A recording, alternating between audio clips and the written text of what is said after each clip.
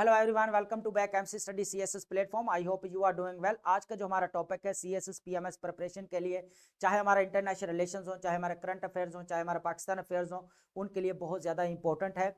Basically I am talking about new era of protectionism resulting in deglobalization. ठीक है, first of all हम यहाँ पर ये देखेंगे कि प्रोटेक्शनिज्म क्या है।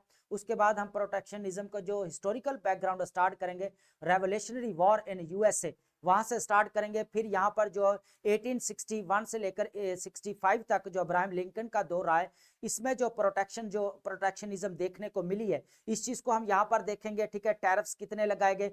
उसके बाद जो यहाँ पर ग्रेट डिप्रेशन आता है यूएसए के अंदर 1929 के अंदर, इसके अंदर बेसिकली जो प्रोटेक्शनिज्म का क्या रोल रहा है, यहाँ पर हम नेगेटिव इंपैक्ट की बात करेंगे। ठीक है, उसके बाद आफ्टर वर्ल्ड वॉर 2 के बाद क्या होता है, यहाँ पर जो गेट बनाया जाता है, general agreement on tariffs and trade, जो बनाया जाता है यहाँ पर जो इंटरनेशनल ट्रेड को प्रमोट करने के लिए, तो इस चीज को भी यहाँ पर देखेंगे। उसके बाद जो है आपका इसी को दोबारा गेट को कन्वर्ट किया जाता है वर्ल्ड ट्रेड ऑर्गेनाइजेशन के अंदर। ठीक है, उसके साथ साथ हम एक और टर्म को यहाँ पर अंडरस्टैंड करेंगे, मर्केंटाइलिज्म। जो मर्केंटाइलिज्म आपका स्टार्ट होता है वो 16 टू 18 सेंचुरी में यहाँ पर यूरोप से स्टार्ट होता है। ये क्या चीज है, इस चीज को भी हम यहाँ पर अंडरस्टैंड करेंगे। फिर यहाँ पर ये देखेंगे कि जो न्यू इरा ऑफ प्रोटेक्शनिज्म है ये क्या है, और इसके की कैरेक्टरिस्टिक्स क्या है, और इसके ग्लोबलाइजेशन के ऊपर क्या इंपैक्ट है, नेगेटिव इंपैक्ट क्या है, इस चीज को हम यहाँ पर डिस्कस करेंगे।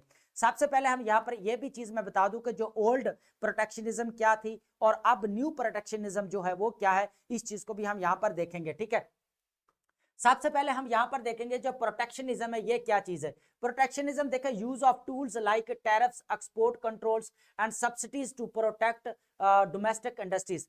बेसिकली पर्पस क्या है, हम यहाँ पर जो केस स्टडी कर रहे हैं वो यूएसए का केस है। ठीक है, यहाँ पर जो यूएसए के अंदर यहाँ पर क्या होती है, रेवोल्यूशनरी वॉर स्टार्ट होती है, और यहाँ पर यूएसए क्या करता है, इंडिपेंडेंस हासिल करता है ब्रिटिश। ठीक है, अब यहाँ पर हम ट्रेड वॉर तो नहीं करेंगे ना, यहाँ पर टैरिफ वॉर कहेंगे कि यूरोप के अंदर या ब्रिटिश के और यूएसए के दरमियान में रही है। लेकिन यहाँ पर ट्रेड टेंशन इनके दरमियान में बहुत ज्यादा रही है, जब ब्रिटिश ने इनके कह ले के कितने ट्रेड के ऊपर यहाँ पर रिस्ट्रिक्शंस लगाई। लेकिन यहाँ पर जो प्रोटेक्शनिज्म यहाँ पर देख रहे हैं वो ये थी कि जितने भी जब इंपोर्ट के ऊपर जब क्या किया जाता है, बहुत सारे टैरिफ्स लगाए जाते हैं।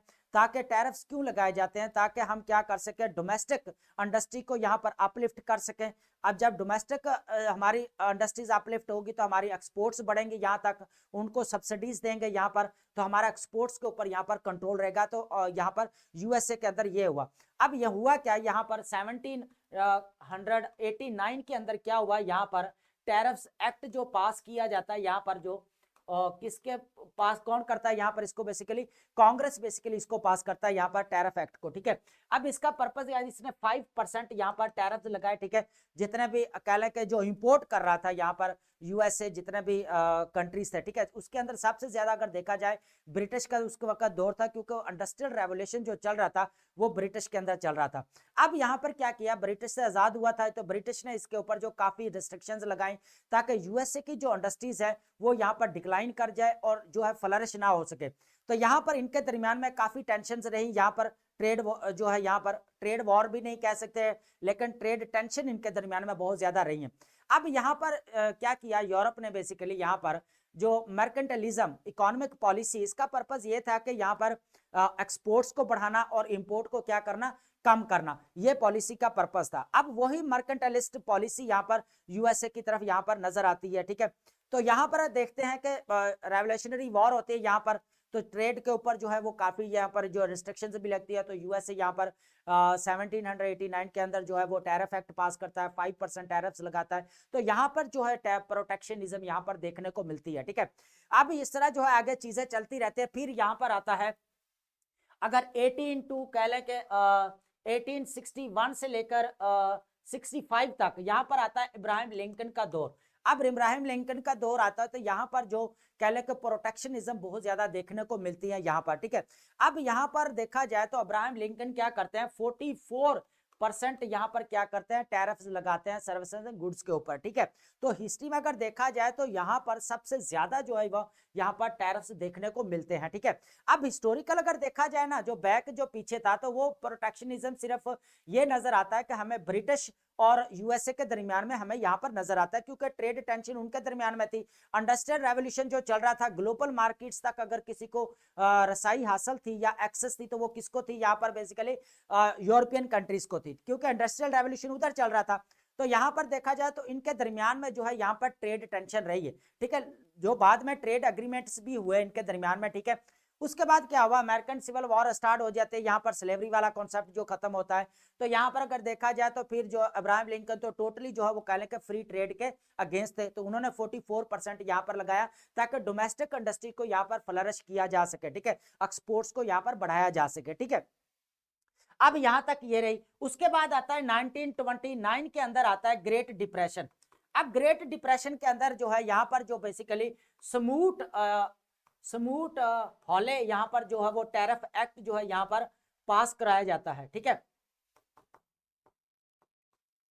इसका पर्पस बेसिकली ये होता है कि जितने भी सर्विसेज गुड्स हैं, इंपोर्ट हैं, उनके ऊपर क्या करना, टैरिफ्स लगाना। क्या करना, टैरिफ्स लगाना, ताकि जो डोमेस्टिक इंडस्ट्रीज है उनको प्रोटेक्ट किया जा सके, उनको सब्सिडीज वगैरह देकर उनको क्या किया जा सके, यहाँ पर डेवलप किया जा सके, ताकि हमारी एक्सपोर्ट जो है वो बढ़े और ग्लोबल मार्केट्स तक हमें रसाई हासिल हो। अब यहाँ पर ग्रेट डिप्रेशन की कई रीजन है। यहाँ पर बैंक फेलियर्स आपको नजर आएगा, डिक्लाइन इन डिमांड, ठीक है, डिमांड्स की जो कमी नजर आती है। लेकिन उसके अंदर सबसे बड़ी अगर रीजन एक और भी देखी जाए, अकॉर्डिंग टू इकोनॉमिस्ट, यहाँ पर देखा जाए तो स्मूथ हैले टैरिफ जो एक्ट पास किया गया था उसका भी बड़ा रोल है, जहां जो है इंपोर्ट के टैरिफ्स यहाँ पर लगाए गए।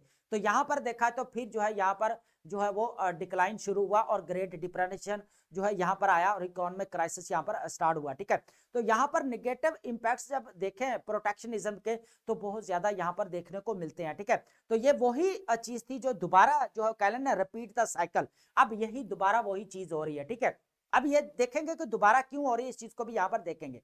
अब हुआ क्या यहाँ पर, क्योंकि उस वक्त तो हिटलर का दौर चल रहा था यहाँ पर, फिर आ गया, फिर मोसोलिनी का आ गया, तो ये चीजें तो चलती रही हैं। फिर आपका वर्ल्ड वॉर टू जो है स्टार्ट होता है। वर्ल्ड वॉर टू यहाँ पर एंड होने के बाद यहाँ पर जो है फिर जो है general agreement on tariffs and trade जो है यहाँ पर बनाया जाता है, जो मल्टीलैटरल ट्रीटी होती है, जिसका पर्पस ये होता है कि इंटरनेशनल ट्रेड को यहाँ पर क्या करना, प्रमोट करना। गैट का पर्पस क्या था यहाँ पर, जो 19 कह लें कि यहाँ पर 47 के अंदर जो है वो बनाया गया, ठीक है। अब इसका पर्पस ये था कि हमने इंटरनेशनल ट्रेड को क्या करना है, प्रमोट करना है, और by reducing tariffs and quotas. अब यहाँ पर टैरिफ्स को काम करने की बात की गई, यहाँ पर कोटास को काम करने की बात की गई।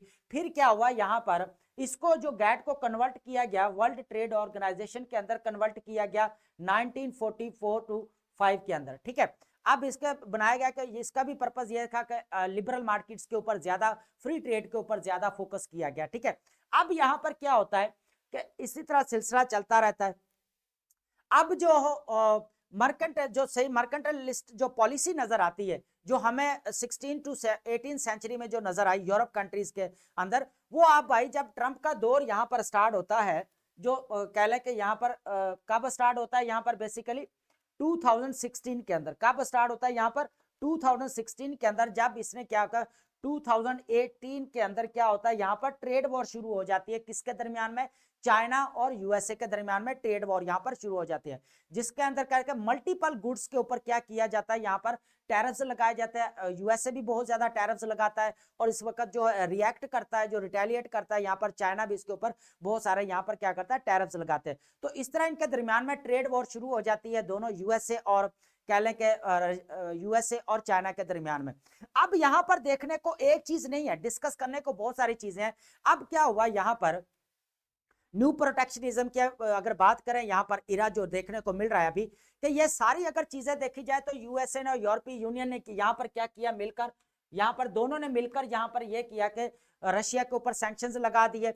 अब रशिया से इंडिया ने जो तेल जो है परचेज किया, ऑयल, तो उठा के क्या वाशिंगटन ने क्या किया, इंडिया के ऊपर सैंक्शंस सॉरी जो टैरिफ्स लगाए 25% से बढ़ाकर इन्होंने 50% जो है यहाँ पर टैरिफ्स लगा दिए इंडिया से के ऊपर भी, ठीक है। क्योंकि इंडिया को इसने जो है ब्लेम किया कि आप जो है वो रशिया से जो है ऑयल परचेज कर रहे हो, जबकि हम तो सैंक्शंस लगा रहे हैं। तो अब यह चीज है कि इन्होंने अपने डोमेस्टिक इंडस्ट्रीज को यहाँ पर अपलिफ्ट, फिर दोबारा उसको डेवलप करने की कोशिश किया कि ग्लोबल मार्केट्स तक जो है हमारी रसाई हासिल हो सारी, ठीक है। यूएसए की पॉलिसी की बात कर रहे हैं, ठीक है। अब यहाँ पर प्रोटेक्शनिज्म की चीजें स्टार्ट होती है, न्यू प्रोटेक्शनिज्म की।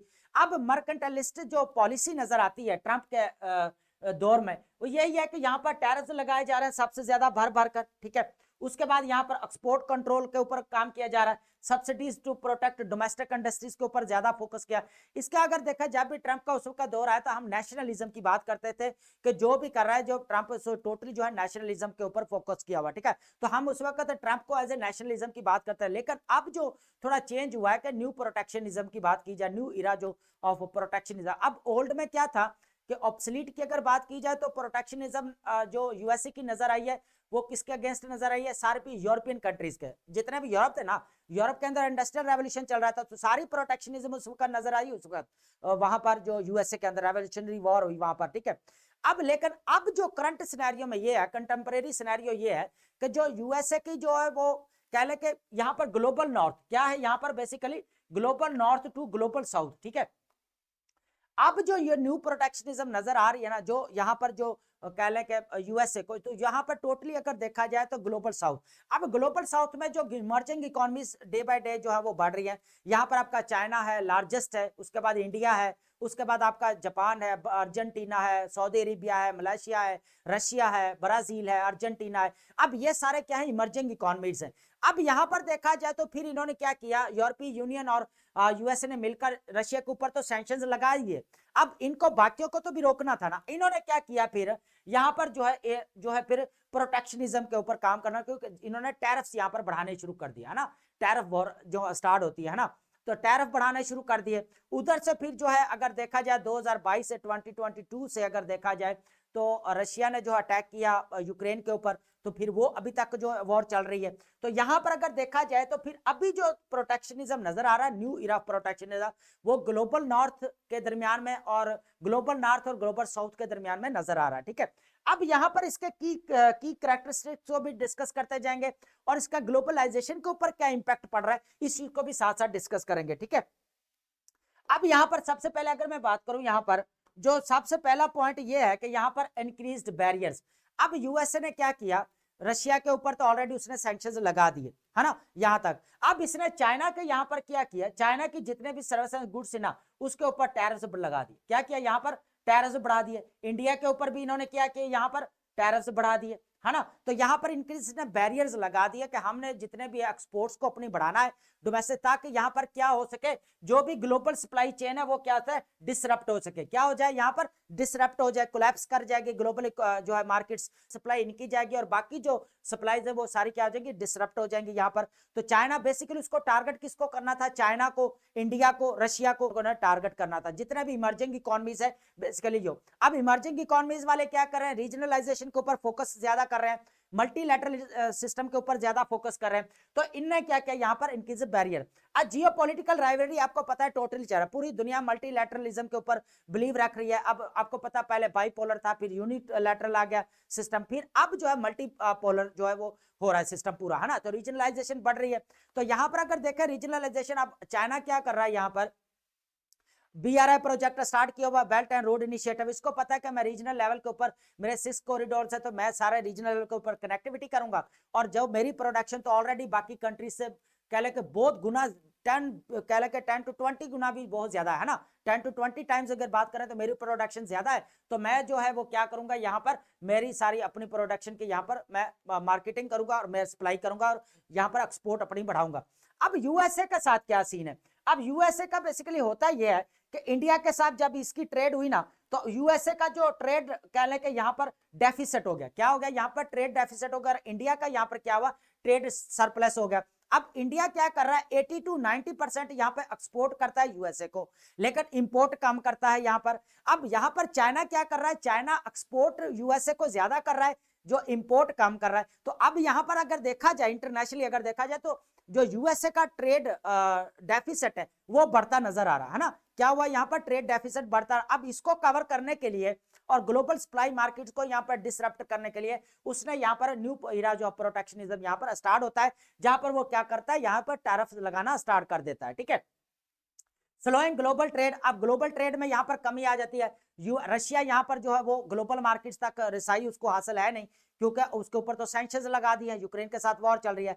अब चाइना को रोकने के लिए एक ही था हाल तक यहाँ पर जो टैरिफ वॉर, यहाँ पर उसके लिए ऑप्शन था कि हम टैरिफ यहाँ पर लगाएंगे। अब रिसेंटली जो है ये पे टैरिफ के ऊपर काफी नॉर्मलाइज किया गया है। रेयर अर्थ मिनरल्स और सोयाबीन जो ट्रंप और कह ले के शी जिनपिंग के दरमियान में जो बेसिकली यहाँ पर मीटिंग होती है, 100 मिनट्स की मीटिंग होती है साउथ कोरिया के अंदर, ठीक है।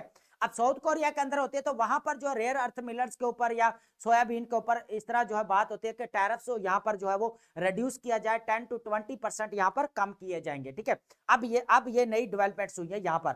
लेकिन अब यहाँ पर क्या हुआ, टेक्नोलॉजिकल अगर देखा जाए कंपटीशन, आपको पता है कि अगर देखा जाए तो रेयर अर्थ मिनरल जो है ना, अगर देखा जाए तो चाइना के पास दुनिया के अंदर सबसे ज्यादा है, 59% जो अगर प्रोडक्शन ये कंट्रोल करता है ऑलमोस्ट, है ना। तो यहाँ पर अगर देखा जाए 2,70,000 मैट्रिक टन प्रोडक्शन है चाइना की रेयर अर्थ मिनरल। अब रेयर अर्थ मिनरल जो यूज होता है 17 एलिमेंट का जो है अमेल्गमेशन है। अब ये जो है ये टेक इंडस्ट्री में यूज किए जाते हैं एलिमेंट्स, है ना। तो अब यहां पर देखा जाए चिप है या सेमीकंडक्टर है, ये सारा सबसे लार्जेस्ट प्रोड्यूसर की बात की जाए ताइवान या जापान या आपके ये चाइना, तो ये बहुत ज्यादा है। अब ये चाइना उनसे सोयाबीन वगैरह ये परचेज कर रहा है। तो यहां पर अगर देखा जाए ना टेक इंडस्ट्री में अगर देखा जाए तो चाइना रेयर अर्थ मिनरल्स बहुत ज्यादा है, तो इसका इन्फ्लुएंस और कहने का हेजमनी जो है यहाँ पर इसकी बढ़ती जा रही है। तो इसका कंपटीशन इस तरह भी बढ़ता जा रहा है। उसके बाद रीशेपिंग जो है यहाँ पर सप्लाई चेन। अब यहाँ क्या कर रहा है कि यूएसए की पॉलिसी, मर्केंटलिस्ट पॉलिसी ये है कि हम एक्सपोर्ट्स को बढ़ाएंगे, इंपोर्ट को कम करेंगे, और इंपोर्ट के ऊपर यहाँ पर क्या करेंगे, टैरिफ्स लगाएंगे। इससे होगा क्या कि ग्लोबल सप्लाई चेन जो है ना यहाँ पर डिसरप्ट होगी, हमारे यहाँ तक नहीं पहुंचेगी, और हम जो है ग्लोबल मार्केट्स तक जो इजीली एक्सेस करेंगे। लेकिन ये देखे उल्टा तो हो रहा है, रिएक्ट क्या कर रहा है, अब चाइना ने उठाकर क्या किया, उसके ऊपर बहुत ज्यादा टैरिफ लगा दिया। इंडिया ने उठाकर क्या किया, इंडिया ने ट्रंप एडमिनिस्ट्रेशन की स्टेटमेंट्स है कि इंडिया ने अगर देखा जाए तो सबसे ज्यादा अगर देखा जाए तो सर्विस एंड गुड्स के ऊपर इंडिया ने हमारे टैरिफ्स लगाए हैं। तो उसके बदले में रिएक्ट करते हुए इंडिया ने भी यहाँ पर फायदा उठाया कि यूएसए और चाइना की वॉर चल रही है तो हम चीज से फायदा उठा लेते हैं, तो उस चीज, लेकिन ट्रंप एडमिनिस्ट्रेशन उस चीज का पॉलिसी को नहीं अंडरस्टैंड कर पाए। ट्रंप एडमिनिस्ट्रेशन की पॉलिसी यह थी कि डिप्लोमेटिक रिलेशंस बढ़ाने और ट्रेड को बढ़ाना, ठीक है। अब ये चीज जब उसको पता लगी कि इंडिया ने टैरिफ बहुत ज्यादा लगाया, तो उन्होंने क्या किया, डबल 25% बढ़ा दी। कितने कर दिया, पहले इसने स्टार्टअप लिया 25%, फिर इन्होंने कितना कर दिया 50%। अब यहां पर हुआ क्या, इंडिया परचेज ऑयल कर रहा था रशिया से, है ना। तो यूएसए को ये चीज अच्छी नहीं लगी, उन्होंने क्या किया कि आप रशिया से, हम तो सैंक्शंस लगा रहे हैं, आप परचेज कर रहे हो, तो उसने उठाकर जो है यहाँ पर इंडिया के ऊपर यहाँ पर टैरिफ्स लगा दिए। एक ये भी रीजन आती है। उसके बाद यहाँ पर गवर्नमेंट इंटरवेंशन की बात की जाए, अब आपको पता है यूएसए का अगर देखा यूक्रेन के वॉर को लेकर या दुनिया का कहीं भी कोई भी इश्यू चल रहा है, डायरेक्टली या इनडायरेक्टली उसका रोल रहा है। चाहे अफगानिस्तान के अंदर वॉर लगी रही है तो 20 ईयर्स तक वो वॉर लड़ा है, इराक के अंदर वॉर लड़ा है, ठीक है। उसके बाद मिडिल ईस्ट के अंदर देख रहा है उसका इन्फ्लुएंस चल रहा है। इसके बाद यूक्रेन के अंदर देख रहा है कि वो पूरा जो है वो सपोर्ट कर रहा है यूक्रेन को, रशिया के ऊपर सैंक्शंस लगा दिया, ठीक है। एज ए इंडिया को काउंटर बैलेंस के लिए रखा हुआ था कि चाइना के लिए यूज करने के लिए। तो अब यहां पर देखा जाए तो गवर्नमेंट इंटरवेंशन इसको बढ़ाने के लिए प्रोटेक्शनिज्म ये बढ़ा रहा है ना। तो ये क्या कर रहा है कि टैरिफ्स को बढ़ा, लेकिन इसका रिएक्शन में क्या मिल रहा है, इसको दोबारा टैरिफ्स और बढ़ते हुए मिल रहे हैं ना। जिस तरह ग्रेट डिप्रेशन का आपके सामने केस है ना कि किस तरह इसने टैरिफ्स बढ़ाए जिसकी वजह से इसकी मार्केट्स कोलैप्स कर गई। यहाँ पर जो है वो कह लें ग्रेट डिप्रेशन स्टार्ट हो गया, अमेरिकन सिविल वॉर के अंदर 44% बढ़ाया गया। अमेरिकन रेवोल्यूशन जब स्टार्ट हुआ ब्रिटिश के अगेंस्ट, इन्होंने ट्रेड टेंशन जब इनकी बढ़ी हो आपस में, तब इन्होंने प्रोटेक्शन का यहाँ पर प्रोटेक्शनिज्म यहाँ पर बढ़ता नजर आया। तो यहाँ पर न्यू अगर देखा जाए तो टोटली अगर देखा जाए सबसे पहले स्लो ऑफ ग्लोबल ट्रेड, तो यहाँ पर सबसे पहले क्या हुआ, यहाँ पर ग्लोबल ट्रेड के अंदर एकदम से स्लो होगी, और यहाँ पर क्या हुआ, डिसरप्शन यहाँ पर ग्लोबल सप्लाई चेन के अंदर नजर आया। अब यहाँ पर रशिया पर तो अटैक, यहाँ पर सैंक्शंस लगाए हुए हैं, यहाँ पर चाइना के ऊपर यहाँ पर लगा दिया, इधर काउंटर बैलेंस के लिए इंडिया को रखा हुआ है। तो यहाँ पर देखा जाए फिर फ्रैगमेंटेशन ऑफ रीजनल ब्लॉक्स, इसका रिजल्ट्स क्या निकला प्रोटेक्शनिज्म का, कि डीग्लोबलाइजेशन होते हुए यहाँ पर रीजनलाइजेशन बढ़ गई।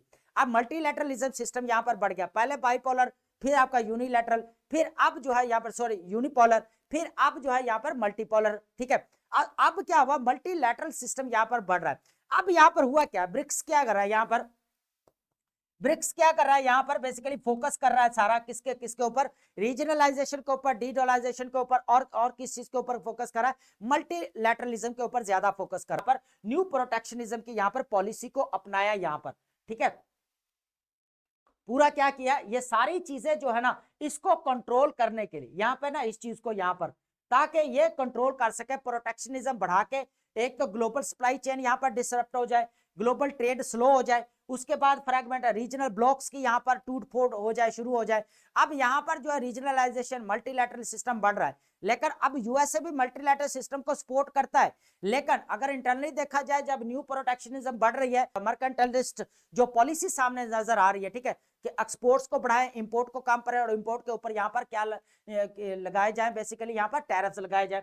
उसके बाद erosion of multilateral trade system को तोड़फोड़, उसके बाद यहाँ पर कॉस्ट एंड इन्फ्लेशन को बढ़ना, इकोनॉमिक ग्रोथ एंड इनोवेशन को स्टेफल्ड यहाँ पर करना, यहाँ पर ग्लोबल जितने भी ग्लोबलाइजेशन को तो खत्म कर ही रहा है, लेकिन ये सारी चीजों को यहाँ पर इसका क्या पर्पस है, टारगेट करना है, ठीक है। तो ये इंपॉर्टेंट टॉपिक है, आपको इसको लाजमी जो है यहाँ पर कवर करना है और इसको लाजमी आपने नोट्स बनाना है। अगर यहाँ पर कुछ नई चीज है आपको समझ में नहीं आ रही तो लाजमी कमेंट्स किया करें, कमेंट्स के अंदर क्वेश्चन क्यूरी अपनी लाजमी पुट किया करें ताकि वहां पर आपको एड्रेस किया जा सके, ठीक है।